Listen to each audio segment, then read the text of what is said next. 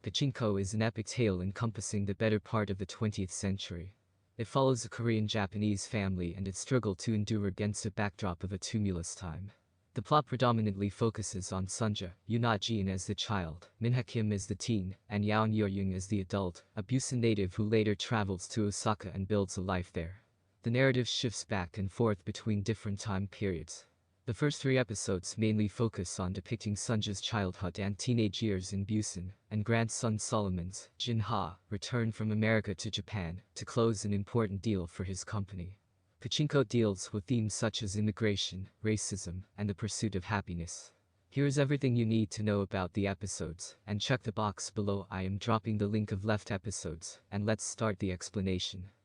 Episode 1 of Pachinko begins with a brief background to the opening time period that sets the foundation for the rest of this sprawling epic. In 1910, Japan colonized Korea to expand out its empire. Under Japanese rule, many Koreans were forced to leave their homes for greener pastures on foreign soil. However, the people and families endured despite this hardship. One family in particular is the one we're focusing on for this sprawling epic, jumping from 1915 forwards to 1989, New York. This family believe they have a curse on them, and while a ritual takes place in 1915 to try and banish this, fast forward to 1989, and a Korean businessman called Solomon, who has lived in Japan all his life, decides to try and close a lucrative deal for a hotel.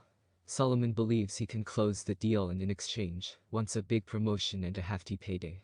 Staying in 1915 for now, the wary mother gives birth to a baby girl, by the name of Sunja. As they head to a fish market together, Sunja is encouraged to keep her head down when two Japanese soldiers walk past. It's a subtle moment, but one that reinforces the iron grip squeezing Korea by the throat. Despite promising to ease up on the Koreans, the soldiers certainly are not, especially when they reprimand a man and drag him away. When Sunja questions what's happening, her father, Huni, promises to shield her from the ugliness in this world, doing his utmost to keep this family unit together. And as the camera pans out, we see them on a ferry boat heading back home. These are hard times, and Sunja's parents, Huni and Yangjin, disagree over whether to send Sunja to school or not. Huni is down by the shore and watches as Sunja dives deep to uncover abalone, which are marine snails. This is a big find, and with this prize, the pair head back home and cook it up, reveling in this small prize. And small is the key word here. There's a lot of hostility toward the Japanese, and one among the tribe speaks of rebellion, crushing soldiers' skulls and the pain of living this way, unsure when it will end. Talking like this is dangerous, and much like what happens in North Korea nowadays, speaking ill of the current establishment has huge consequences, potentially even death. Up until this point, though little Sunja has been shielded from the world, but upon hearing this man run his mouth, police begin sniffing around asking questions the following day. Huni and Yangjin are eventually questioned by the officers, with Huni in particular rattled and struggling with the questions. Given he's supposed to report them, the officers decide whether to punish Huni further or not. Eventually though they settle on just a warning. The thing is, Sunja was the one who warned this guy originally, presumably saving his life by encouraging him to leave town. In 1989, we jump over to Osaka as Solomon touches down and catches up with his father. He's doing well for himself, in charge of a pachinko parlor.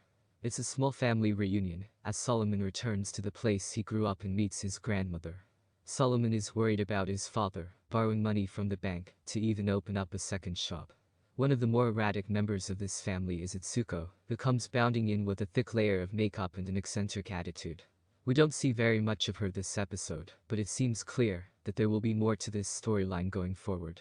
Right now her ties to this story are kept hidden, but for those who know how this story goes, she plays a big part in another timeline which I'm sure we'll get to soon. As she holds Solomon's hand, that night while he's looking over old memorabilia from the past, she tells him that his parents would be proud of him.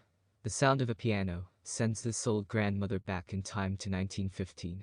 It's clear that this elderly woman is Sunja, as we see that the man has been captured by Japanese soldiers. Despite Huni's desire to try and shield her from the harsh reality of this world, Sunja is forced to watch as he's beaten to the ground by these men. But let's get back to 1989 for a moment. Solomon heads to Tokyo to try and close this hotel deal, meeting Mr. Andrews. Solomon admits he's not there to stay, but before they can continue, news breaks that Japan's emperor, Hirohito, has died of cancer. Now, that's significant because he's the man who was in power during Japan's colonization of Korea. Rewind to 1915 and Sunja's world is turned upside down. Hini coughs up blood and eventually passes away, with his final words Sunja. We then cut forward 9 years later. Sunja heads down to the market where she stands tall, defiant to the Japanese soldiers walking past. She refuses to bow her head just like everyone else, but she also catches the attention of a businessman in a white suit across the way. As they lock eyes, the episode comes to Pachinko begins with a really beautiful episode, a sweeping historical epic that perfectly captures the mood and time period. The production design is outstanding here, as we've come to expect from Apple shows, while the story is actually moving at a decent pace so far.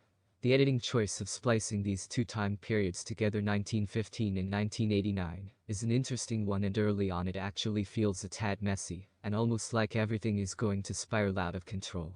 However, the story soon settles into a more consistent rhythm, and the episode is all the stronger for it.